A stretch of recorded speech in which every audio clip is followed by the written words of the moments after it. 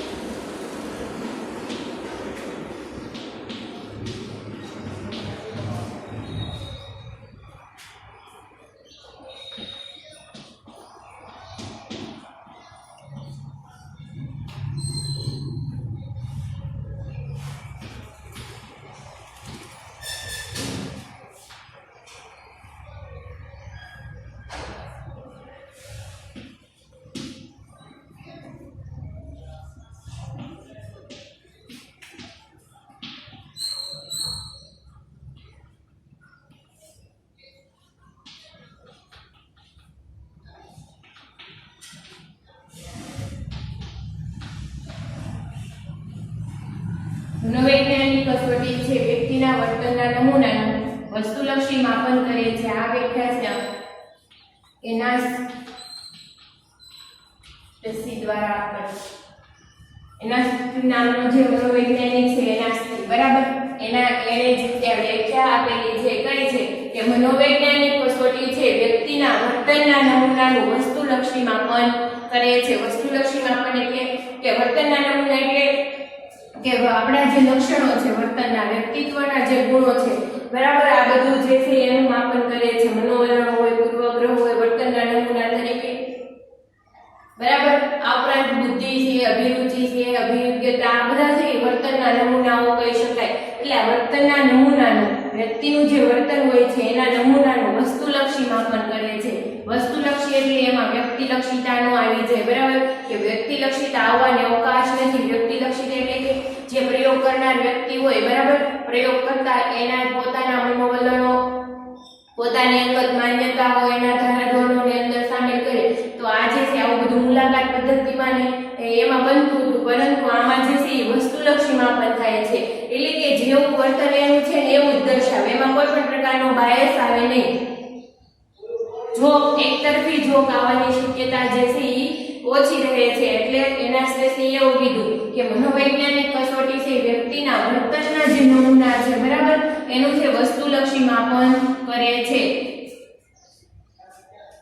જે વર્તન જેવું છે એને એવું દર્શાવે. દાખલા તરીકે કોઈ બાળક જે છે એનો બુદ્ધિઆંક 90 છે સામાન્ય બુદ્ધિઆંક કહી શકાય. પરંતુ બાળકના માતા પિતાને બાળકને ડોક્ટર બનાવવાની ઈચ્છા હોય અને બુદ્ધિનું માપન કરાવે તો આ મનોવૈજ્ઞાનિક કસોટી છે બુદ્ધિને લગતી બરાબર બાળકની ઉંમર પ્રમાણે લેવામાં આવે. એમાં જે એનો બુદ્ધિઆંક 90 આવ્યો હોય તો એ જે છે પોતે કસોટી લેનાર વ્યક્તિ છે ને 90 ચોક્કસ આંકડો દર્શાવે. એટલે કહી શકાય કે આ બાળક જે છે ભવિષ્યમાં આ લેવલ સુધી પહોંચવામાં ઘણી બધી મુશ્કેલીનો સામનો કરવો પડે. કદાચ પહોંચી પણ ન શકે કેમ કે આઈક્યુ લેવલ જે છે એનો નીચો છે બરાબર. તો આ જે છે એમાં પોતે જે મનોવૈજ્ઞાનિક કસોટી લેનાર વ્યક્તિ પોતે હોય છે એવું ન કહી શકે કે તમારો બાળક જે છે તમારી ઈચ્છા એટલે ડોક્ટર બનશે. પરંતુ જે પરિણામ આવ્યું હોય છે એનું અર્થઘટન કરી અને જે વિશ્લેષણ થતું હોય એ ચોક્કસ દર્શાવે છે. એમાં વ્યક્તિના પોતાના કે મનોવલણો કે અંગત માન્યતાઓ સામેલ થતી નથી. વસ્તુલક્ષી જે બાબતનું માપન કરવાનું હોય એ જ બાબત દર્શાવે છે. એટલે મનોવૈજ્ઞાનિક કસોટી છે વર્તનના નમૂનાનું વસ્તુલક્ષી માપન કરે છે. એક વ્યાખ્યા એના સ્પેસી આપેલી છે આ પ્રમાણે.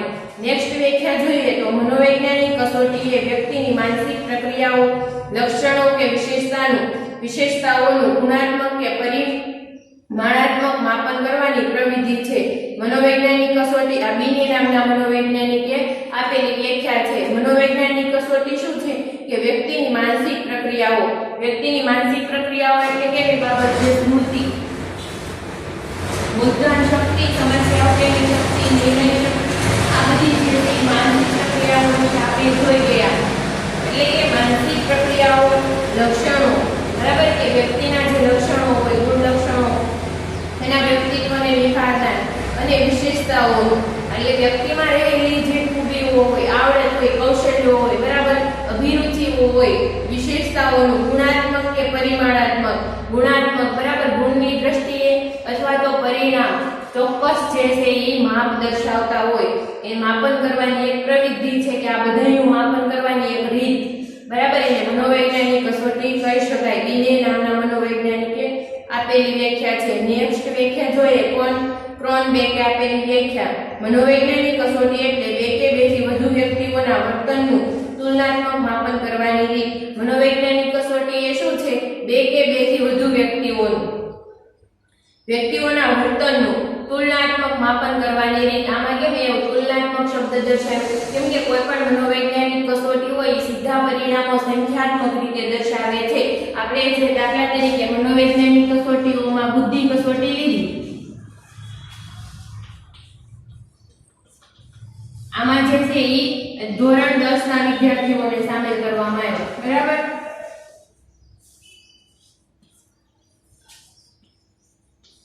ધોરણ 10 ના વિદ્યાર્થીઓની જે છે એ બુદ્ધિ કસોટી લેવામાં આવી તો એમાં જે છે 30 બાળકો હતા. 2 થી વધારે બરાબર 30 બાળકો તો એમાં જે છે બધાયનો બુદ્ધિઆંક અલગ અલગ આવ્યો, એમાંથી છે ઈ હાઈએસ્ટ બુદ્ધિઆંક 120 છે બરાબર એક બાળકનો, અને હાવ લો લેવલનો બુદ્ધિઆંક જે છે ઈ 90 છે, એટલે કે દરેક બાળક છે સામાન્ય સરેરાશ બુદ્ધિ ધરાવે છે એવું કહી શકાય.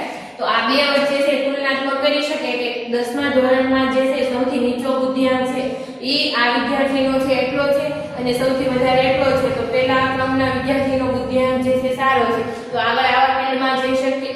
જ્યારે છે 90 આ બુદ્ધિઆંક વાળો છે તો એને કોઈ પણ સાહિત્યમાં ને એમાં રસ હોય તો આ બાબતમાં જઈ શકશે. આવી રીતે તુલનાત્મક જે છે આપણે શું કરી શકીએ, માપન કરવાની એક રીત છે બરાબર. તો એમાં રોલ નંબર પ્રમાણે તુલના કરી શકીએ. પહેલા રોલ નંબર વાળાનો બુદ્ધિઆંક આટલો છે તો બીજા નંબર વાળાનો બુદ્ધિઆંક જે છે આટલો છે. આવી રીતે તે તુલના કરી શકાય બરાબર, સરખામણી કરી શકાય. સરખામણી કરવાની એક રીત છે. આને શું કહેવામાં આવે કે મનોવૈજ્ઞાનિક કસોટીઓ કહેવામાં આવે છે. આ છે ક્રોનબેક નામના મનોવૈજ્ઞાનિકે દર્શાવેલી વ્યાખ્યા છે કે બે કે બેથી વધુ વ્યક્તિઓના વર્તનનું તુલનાત્મક માપન કરવાની રીત. તુલનાત્મક માપન કરવાની જે રીત હોય એને મનોવૈજ્ઞાનિક કસોટી કહેવામાં આવે છે. હવે જોઈએ કે આ કસોટી હોય કેવી, એટલે મનોવૈજ્ઞાનિક કસોટીના લક્ષણો.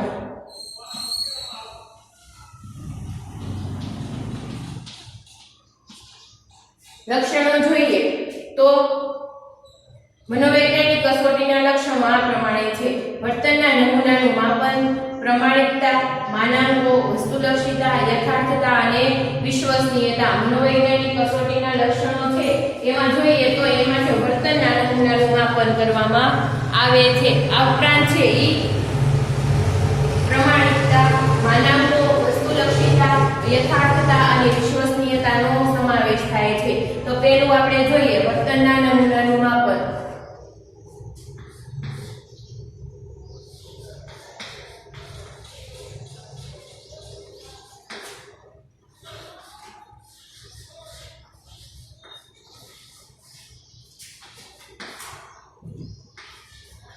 વર્તનના નમૂનાનું માપન.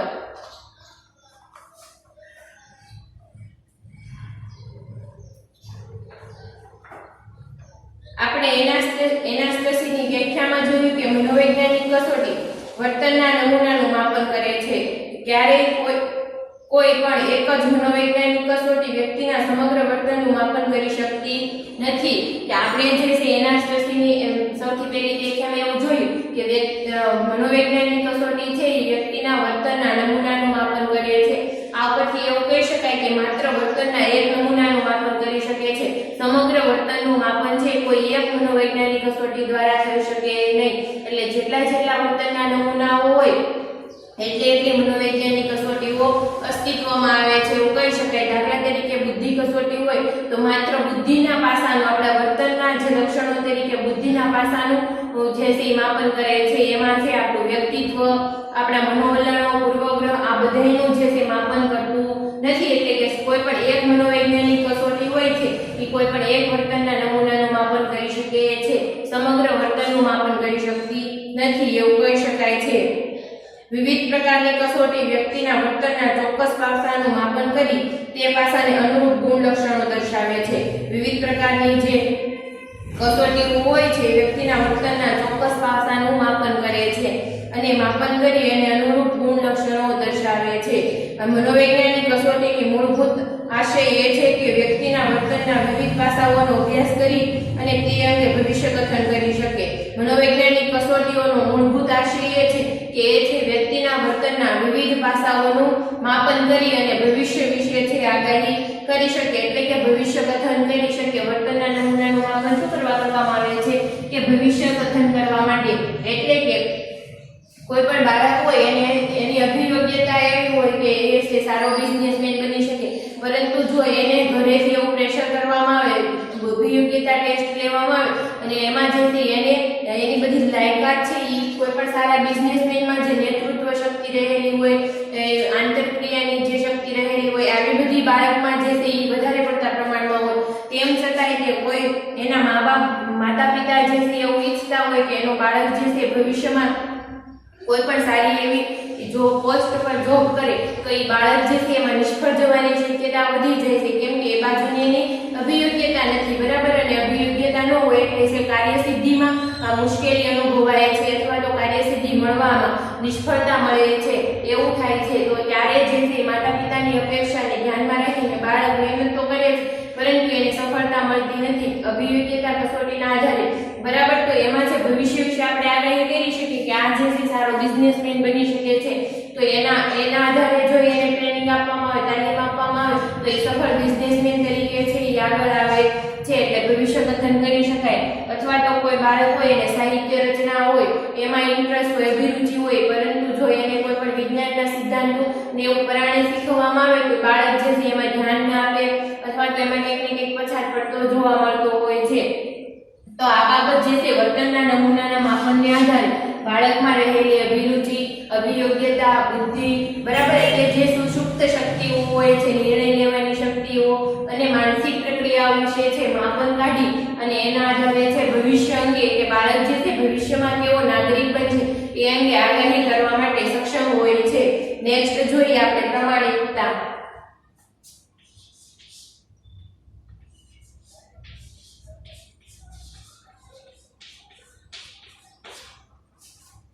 તો પ્રમાણિકતા શું છે? મનોવૈજ્ઞાનિક કસોટીનું સંચાલન કરવાની અને તેના પરથી પ્રાપ્તાંકો તારવવા માટે નક્કી કરવામાં આવેલી નિશ્ચિત ચોક્કસ પદ્ધતિ કે તરાહને મનોવૈજ્ઞાનિક કસોટીની પ્રમાણિકતા કહે છે.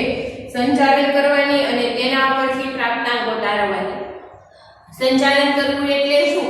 કસોટી, મનોવૈજ્ઞાનિક કસોટીઓ જ્યારે લેવામાં આવે છે, નિદર્શને આપવામાં આવે છે સમષ્ટિમાં, બરાબર, ત્યારે એમાંથી નિદર્શને આપવામાં આવે છે તો નિદર્શ છે એ આપણી કસોટીને અનુરૂપ હોવા જોઈએ.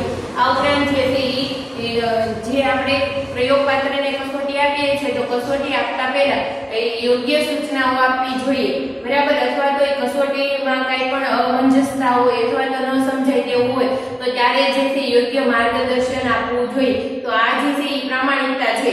એટલે કે શું કે પ્રાપ્તાંક સંચાલન થયું, બરાબર, અને એના પરથી પ્રાપ્તાંકો તારવવાનું. તો ઘણી કસોટી હોય તો એમાં જે છે 50 વાક્યો રહેલા હોય, એટલે કે 50 પ્રશ્નો રહેલા હોય. તો આ 50 પ્રશ્નો હોય તો એનું પ્રાપ્તાંકો કેવી રીતે મેળવી શકાય? કોઈ પણ એક કસોટી મનોવલણ માપનની કસોટી લઈ લો તો એમાં ઘણા જે છે વાક્યો કેવા હોય, જે પ્રશ્નો હોય 50 પ્રશ્નોની યાદી હોય તેમાંથી 25 છે એ વિધાયક મનોવલણનું માપન કરતા હોય, જ્યારે 25 પ્રશ્નો છે નિષેધાત્મક મનોવલણનું માપન કરતા હોય.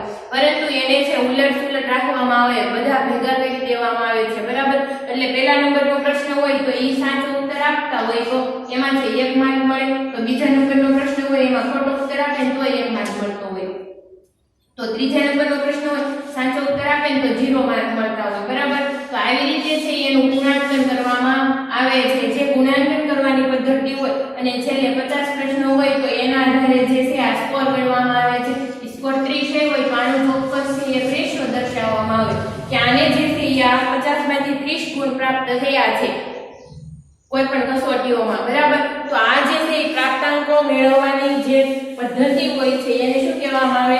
પ્રમાણીકરણ કહેવામાં આવે છે, પ્રમાણિકતા કહેવામાં આવે છે. મનોવૈજ્ઞાનિક કસોટીના પરિણામોની વિશ્વસનીયતા માટે કસોટી આપતી વખતે કસોટી લેનારે આપવાની સૂચનાઓ, કસોટી માટે નિશ્ચિત કરાયેલો સમય, કસોટી સંચાલન માટેની એકસૂત્રતા જાળવવી ખૂબ જરૂરી છે. મનોવૈજ્ઞાનિક કસોટીના જે પરિણામો હોય એની આપણે વિશ્વસનીયતા જાળવવી હોય તો કસોટી આપનારે કસોટી દરમિયાન આપવાની સૂચના અથવા તો એની જે સમય મર્યાદા હોય, બરાબર. અમુક કસોટી હોય તો 1 કલાકની સમય મર્યાદામાં પૂરી કરાવવાની હોય છે, તો એ સમય મર્યાદા જળવાય એ પણ ખૂબ જરૂરી છે. આ ઉપરાંત જે છે નિશ્ચિત કરાયેલો સમય અને કસોટી સંચાલન માટેની એક સૂત્રતા. કસોટી સંચાલન માટે દરેક જે નિર્દેશ પસંદ કરવામાં આવ્યો હોય એમાં જે છે એક સૂત્રતા જળવાઈ રહેવી જોઈએ.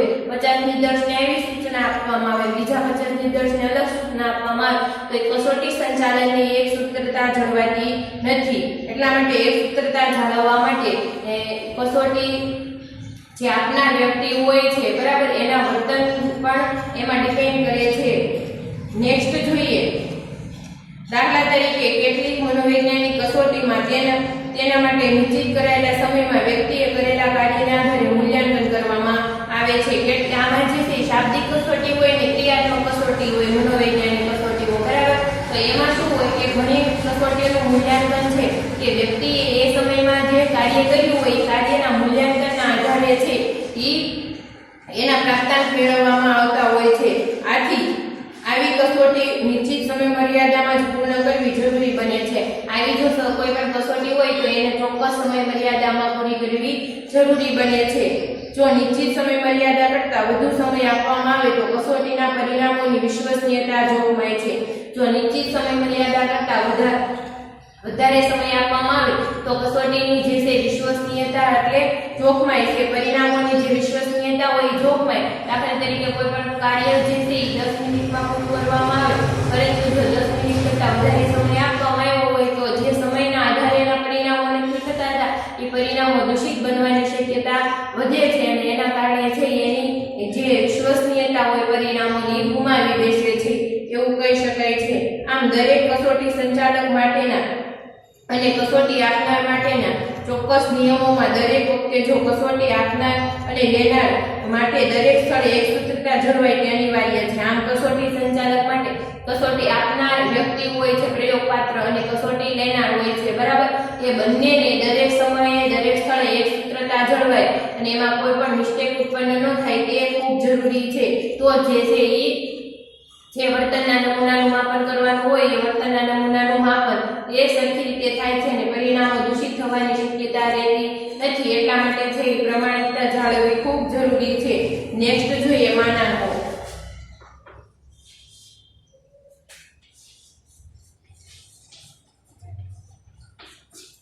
તો માનાંકોમાં આપણે જે માનાંકો એટલે કસોટીનું સમધારણ કે સરેરાશ કાર્ય. મોસ્ટ આઈએમપી માનાંકો કોને કહી શકાય આવું એક માર્કમાં પૂછાઈ શકે તો જોઈએ. આ બધી વ્યાખ્યાઓ છે લક્ષણોની, બરાબર, કે વર્તનના નમૂનાનું માપન એટલે શું, પ્રમાણિકતા એટલે શું, માનાંકો એટલે શું, આવું બધું છે એક માર્કમાં પૂછાઈ શકે, બરાબર. ટૂંકમાં જવાબ આપો. તો માનાંકો એટલે શું? કસોટીનું સમધારણ કે સરેરાશ કાર્ય. માનાંકો એટલે કસોટીનું સરેરાશ કે સમધારણ કાર્ય. એમાં જો સરેરાશ કાર્ય એટલે શું, દાખલા તરીકે આપણે છે ચિંતા અંગેની એક કસોટી લીધી.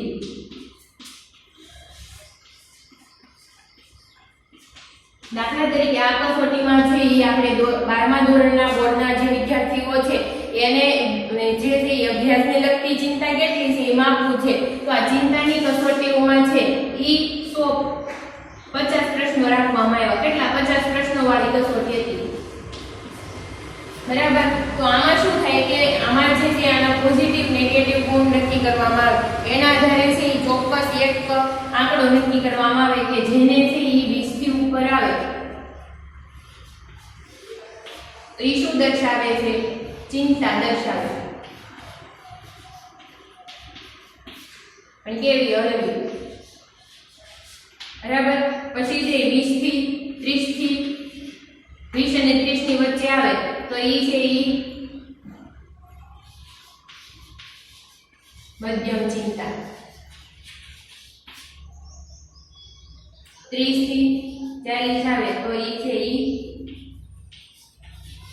તીવ્ર ચિંતા અને 40 થી 50 ની વચ્ચે આવે તો એ અતિ ગંભીર ચિંતા.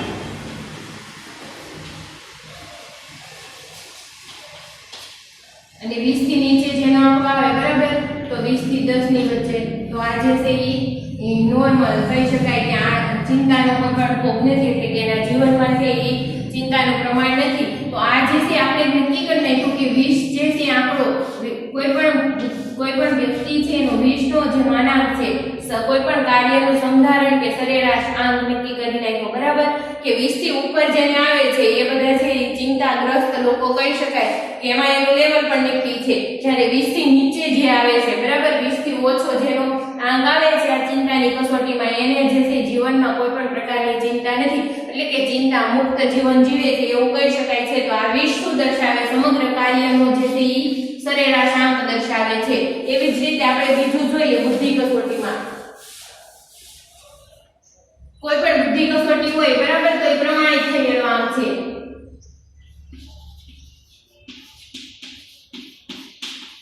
બુદ્ધિ કસોટીમાં શું છે કે 70 કે 70 થી નીચે આવે, બરાબર, તો શું દર્શાવે? મંદ બુદ્ધિ. એવી રીતે છે 90 થી 120 ની વચ્ચે હોય તો ઈ સામાન્ય બુદ્ધિ.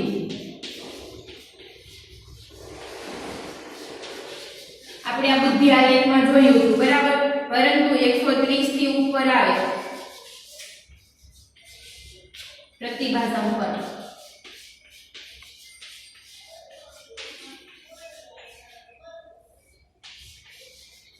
આ શું દર્શાવે? પ્રતિભા સંપન્નતા દર્શાવે છે. એટલે કે કોઈ પણ બુદ્ધિ કસોટી છે એમાં 70 થી નીચે જે આવે છે મંદ બુદ્ધિ દર્શાવે છે, અને 130 થી ઉપર આવે છે એ શું દર્શાવે છે?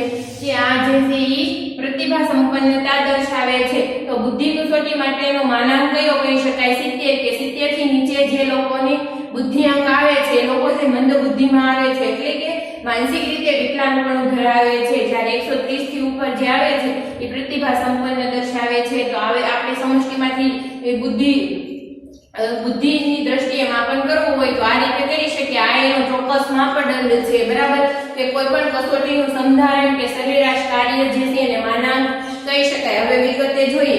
કસોટીની રચના વખતે તેના માનાંકો ખૂબ જ મહત્વના હોય છે.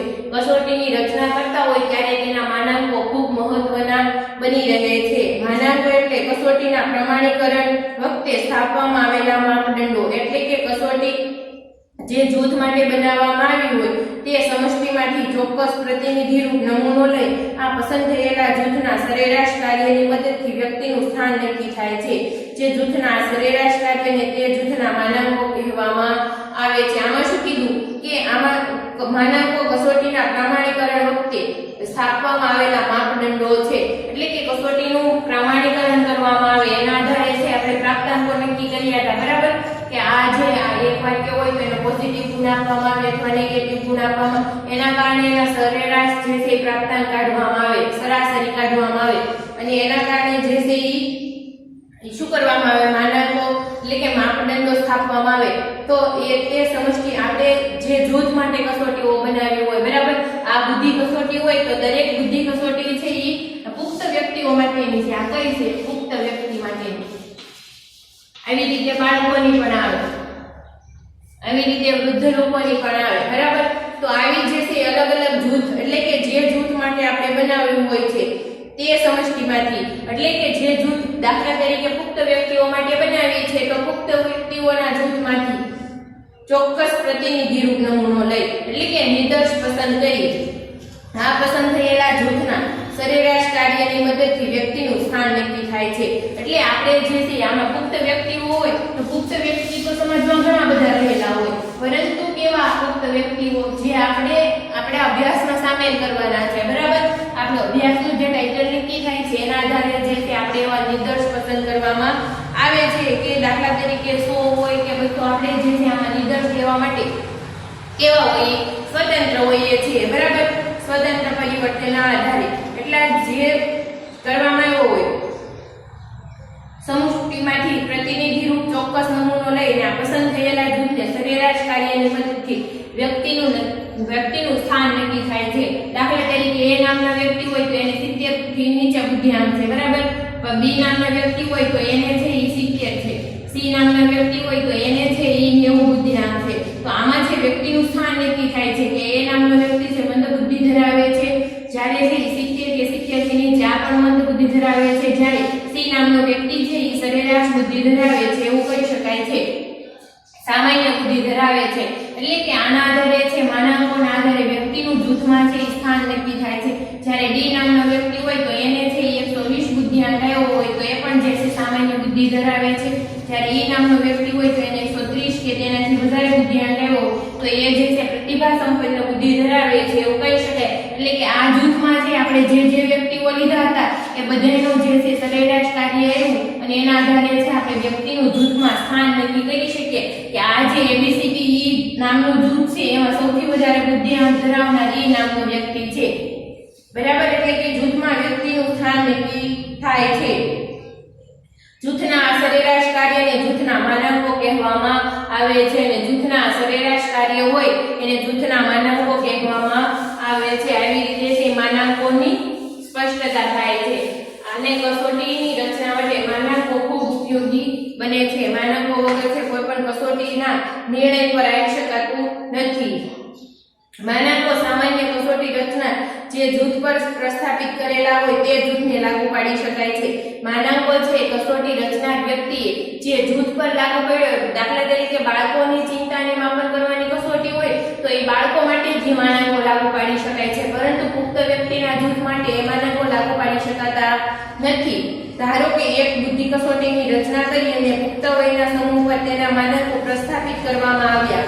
હવે આ કસોટી જો હાઈસ્કૂલના વિદ્યાર્થીને આપવામાં આવે તો આ વિદ્યાર્થીઓનો બુદ્ધિઆંક ખૂબ જ ઓછો આવશે, કારણ કે તે આ કસોટી પુખ્ત વયના સમૂહ માટે બનાવી છે, તેના પર જ તેના માનાંકો પ્રસ્થાપિત કરેલ છે.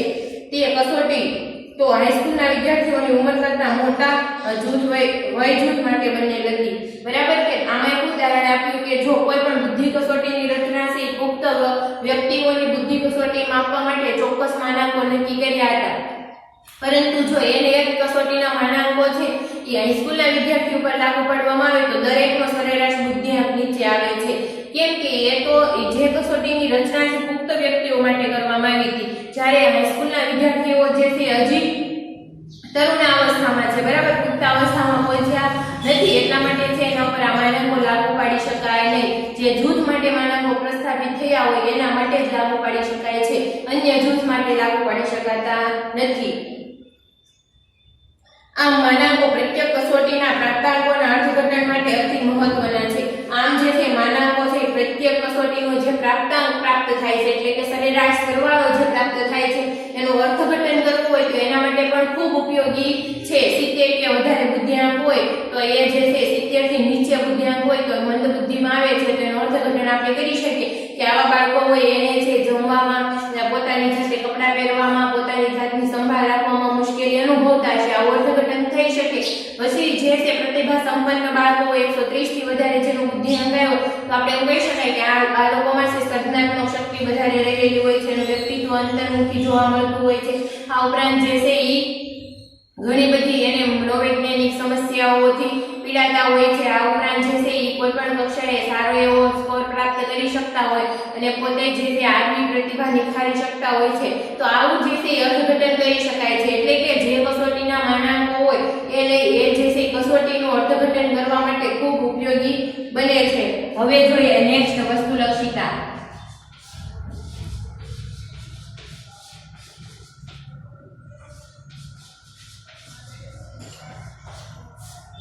વસ્તુલક્ષિતા જ્યારે કસોટી લેનાર વ્યક્તિ કે જવાબોનું મૂલ્યાંકન કરનાર વ્યક્તિ કોઈ પણ પ્રકારના અંગત માન્યતા, મનોવલણો, પૂર્વગ્રહો વગર મૂલ્યાંકન કરાય તો તેને વસ્તુલક્ષિતા કહેવાય છે. જ્યારે કસોટી લેનાર વ્યક્તિ કે જવાબનું અર્થઘટન એટલે કે મૂલ્યાંકન કરનાર વ્યક્તિ હોય કે એમાં જે છે એની પોતાની અંગત માન્યતાઓ, મનોવલણો કે પૂર્વગ્રહ વગર, બરાબર, કે પોતાનો કોઈ પણ બાબત સામેલ કર્યા વગર જે માપન થાય છે એને વસ્તુલક્ષિતા કહેવામાં આવે છે. કોઈ પણ વસ્તુલક્ષી મૂલ્યાંકન સંશોધકની ઈચ્છાઓ કે પક્ષપાત વગરનું હોવું જોઈએ. કોઈ પણ વસ્તુલક્ષી મૂલ્યાંકન છે કેવું હોવું જોઈએ કે સંશોધક છે જે સંશોધન કરનાર વ્યક્તિ છે એની જે છે માન્યતા વગરનું અથવા તો સંશોધકની ઈચ્છાઓ કે પક્ષપાત વગરનું હોવું જોઈએ. દાખલા તરીકે આપણે કોઈ પણ મનોવૈજ્ઞાનિક કસોટીનું માપન કરતા હોય અને આપણે કોઈ પણ કુટુંબીજનો કે સગા સંબંધી હોય એના બાળકને લઈને બુદ્ધિનું માપન કરાવવામાં આવ્યો અને ઇન કેસ એ બાળકનો બુદ્ધિઆંક ઓછો આવે તો એક સંશોધક તરીકે આપણે જે બુદ્ધિઆંક આવ્યો હોય એ જ એને દર્શાવવાનો હોય કે આપણા રિલેટિવ્સ છે અથવા તો આપણા જે છે નજીકના છે એટલા માટે છે એનો બુદ્ધિઆંક સારો છે એવું અર્થઘટન આપણે કહી દઈએ તો એ જે છે વસ્તુલક્ષિતા રહેતી નથી. એમાં જે છે આપણા મનોવલણો, આપણા પૂર્વગ્રહો, અંગત માન્યતાઓ અંદર સામેલ થઈ ગઈ કહેવાય,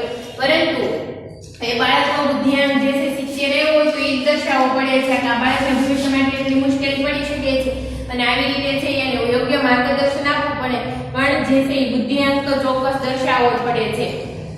એટલે કે એમાં જે છે આપણે કોઈ પણ સંશોધક તરીકે અંગત માન્યતાઓ, કોઈ પણ પૂર્વગ્રહ કે મનોવલણોને સામેલ કરી શકીએ નહીં. આ જે છે કસોટીની વસ્તુલક્ષિતા કહી શકાય છે. પક્ષપાત વગરનું હોવું જોઈએ. ટૂંકમાં સંશોધક સંશોધન દરમિયાન જેવું છે તેવું દર્શાવે તેને વસ્તુલક્ષી મૂલ્યાંકન કહેવાય. કે ટૂંકમાં વસ્તુલક્ષિતા એટલે કે જે જેવું છે એવું જેને દર્શાવે ને વસ્તુલક્ષી મૂલ્યાંકન કહી શકાય છે. વસ્તુલક્ષિતા એટલે શું જે પરિણામો આવ્યા હોય બરાબર એ પરિણામોમાં કોઈ પણ પ્રકારનું જે પક્ષપાત કે પૂર્વગ્રહ કે મનોવલણ સામેલ કર્યા વગર છે એ દર્શાવવામાં આવતું પરિણામ કહી શકાય. મનોવૈજ્ઞાનિક કસોટીમાં સમાવિષ્ટ વિગતો તેમજ કસોટીનું મૂલ્યાંકન વસ્તુલક્ષી હોવું અનિવાર્ય છે. કોઈ પણ મનોવૈજ્ઞાનિક કસોટીમાં સમાવિષ્ટ જે બાબતો છે એમ જ કસોટીનું મૂલ્યાંકન વસ્તુલક્ષી હોવું અનિવાર્ય કહી શકાય. અને આપણે જોઈએ હવે કસોટીની યથાર્થતા. આ ઉપરાંત જે છે એ નેક્સ્ટ કસોટીની યથાર્થતા છે, પરંતુ આપણે છે એટલા લક્ષણોના બાદ હવે આપણે કસોટીની યથાર્થતા અને વિશ્વસનીયતા અંગે માહિતી મેળવીશું. તો રિવિઝન કરી લઈએ. વર્તનના નમૂનાનું માપન બરાબર ચોક્કસ છે માપન વર્તનના ચોક્કસ નમૂનાનું માપન થાય છે, એક સાથે બધા વર્તનનું માપન થતું નથી. પ્રમાણિકતા બરાબર. આ ઉપરાંત માનાંકો અને વસ્તુલક્ષીતા વિશે માહિતી મેળવી. આગળની માહિતી છે આપણે આગળના વિડીયોમાં મેળવીશું. આભાર.